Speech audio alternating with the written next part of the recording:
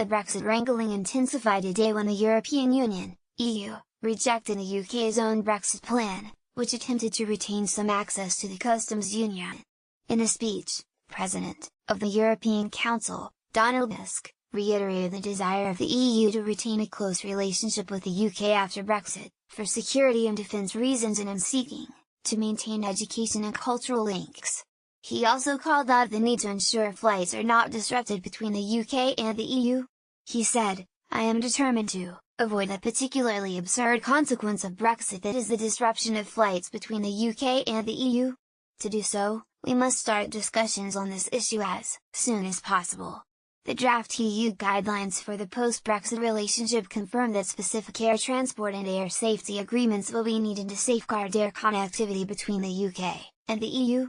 This has been welcomed by many in the aviation community as a good first step, but the guidelines do not consider the rights of UK airlines to keep flying within the 27 countries in the EU, nor the right of the EU country airlines to keep flying within the UK, as a result of the UK leaving the single aviation market.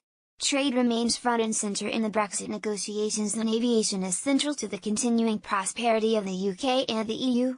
Lobbyists are today calling, with one voice, for the negotiators to seek a future agreement that mirrors the arrangements currently in place.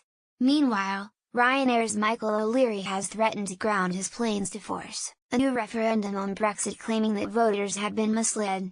I'm sure his shareholders will have their own reaction to that particular negotiating tactic.